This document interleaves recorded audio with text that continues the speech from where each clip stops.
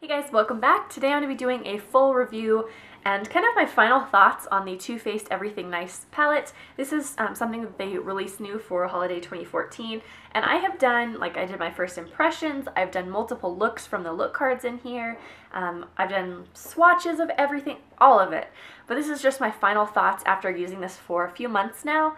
I gotta say, if you can still get your hands on this, I think it's an excellent deal. I think it's an excellent palette.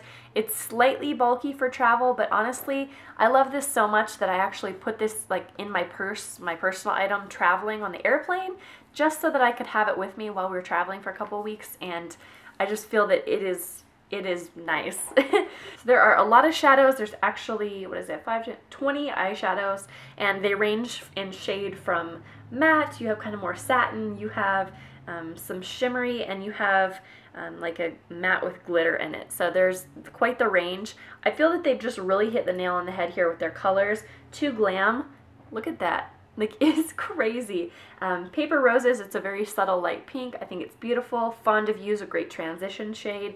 BU is surprisingly one of my favorites. It's like a mauve-y, almost like in between, like a nice subtle brown transition shade with a little bit of purple added in. Girly is very unique. I've heard it compared a lot to MAC's Blue Brown. It kind of has like a reddish blue brown, depending on how you look at it, it looks different. But there are just so many different shades in here. You also have Totally Fetch on the bottom here. I don't know that I've found a look that I could use that for, other than the one with I think they had one in their card that I used. But anyways, I think there is so much versatility here. Don't Settle, this is gorgeous. Gorgeous, gorgeous. It looks actually similar to what I have on my eyes right now. Honey Pot, Shiny Happy. There's, you can't go wrong with this palette, I'm telling you. If you know a girl who likes eyeshadow, I'm pretty sure she's gonna love this. Anyways, so that's it for the eyeshadows. I really like them. I think the quality is totally there. I actually looked all of these up if you are looking for environmental working group ratings. I looked up each and every single color, so I will have the ratings for each color listed down below, so you can check them out and see what the toxicity or naturalness ratings are of each one. But I just love them. They're great pigmentation. I don't even need a primer for these. Okay, enough about the eyeshadows.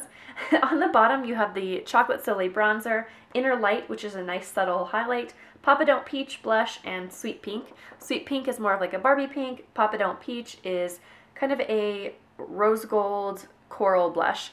I like all of those. Inner Light, it's very subtle, it's a lot more subtle than some highlights, but I actually really like that, especially when you're going fast and you're on the go.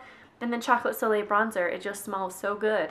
And it's a really great shade, and I think it's flattering on a lot of people. So I actually like these. I've heard some people say that they don't like the blushes that much, but I don't know if they just got a bad batch, but mine seem to be, well pigmented, and they're not chalky, and they go on well. So I don't know.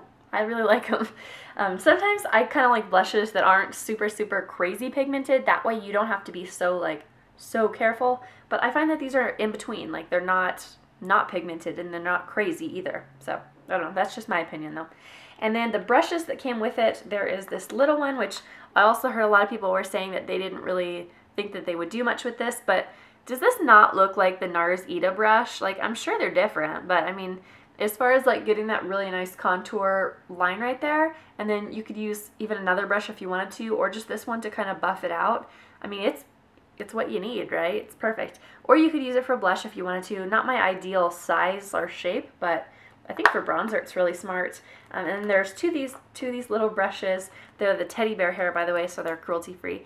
This one's more of a liner brush, not my favorite. And then this little blending brush, it's okay in a pinch, but I usually like my Sigma brushes that have a longer handle. I don't like holding something like this and I like something that's more long and kind of more pencil-like, I guess, where you can kind of, I don't know, I just like longer brushes.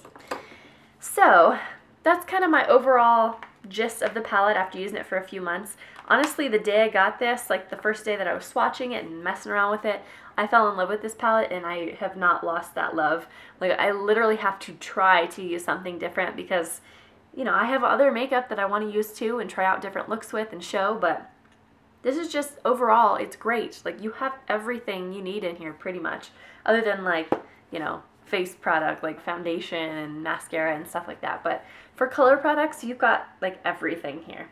So I'm loving it. I think it's a great palette. I think it's sold out on Sephora. I'm not 100% on that, but if I can find it on Amazon, I will link it down below, and there'll probably be some on eBay and stuff. It's sad that it's limited edition, but yeah, if you guys have this palette, maybe you want me to do some looks with it still since you have it, even though you might not be able to buy it anymore. If you've got it, maybe you want to see looks, let me know down in the comments. I just realized I almost forgot to mention that this came with a bag in the set, so I'll just throw that into my little review.